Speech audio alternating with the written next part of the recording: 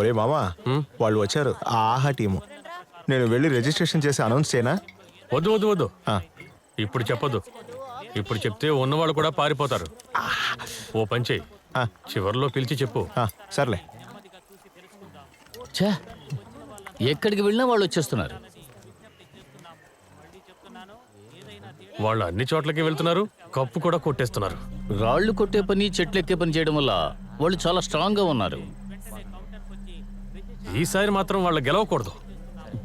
అందుకు మనం ఏం చేయగలం?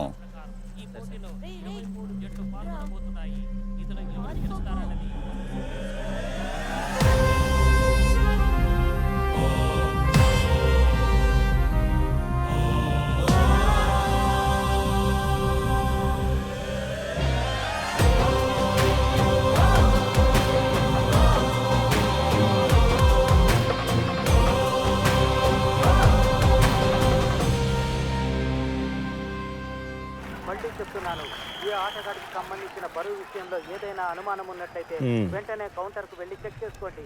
మనమే ఇక్కడ నంబర్ 1 టీం. దానికి తగ్గట్టే మనం తాడు లాగాలి.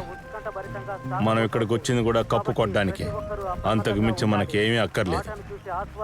ఇది ఈ సీజన్ లో జరిగే చివరి పోటీ. ఇందులో కూడా మనమే గెలిచామంటే ఈ సీజన్ లో అన్ని మ్యాచ్లు గెలిచిన టీం మందవుతుంది. వరుసగా 56 గెలుపులు. మనల్ని మనమే ఓడించగలం, ఇంకెవరూ ఓడించలేరు. దాన్ని మనం నిరూపించాలి.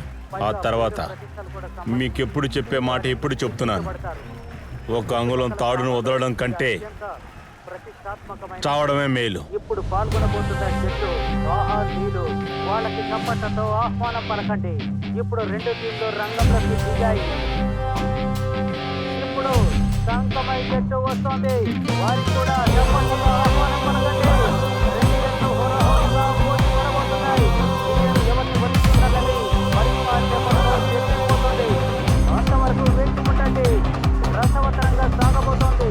2 టీముల్లో హేమహైమి లాంటి వ్యక్తులున్నారు.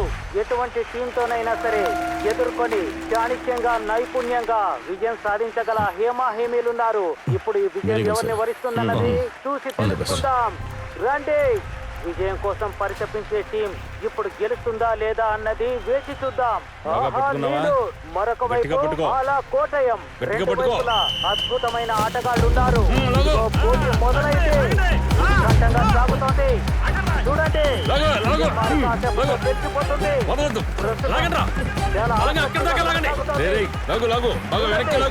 ఇరువైపులా వాళ్ళు పట్టణ ఏమాత్రం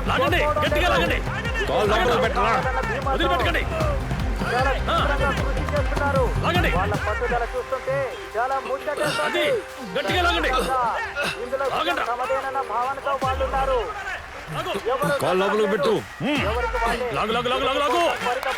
నేను చెప్తాను. గట్టిగా పట్టుకో. కానీ ఆ విజయం ఎవరిని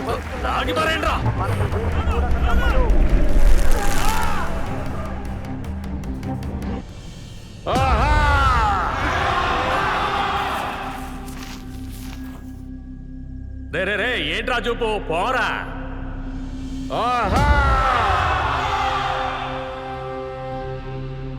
గట్టిగా లాగండ్రా. లాగండ్రా.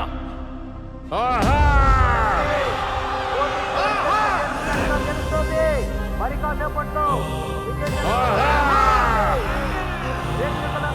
అలాగే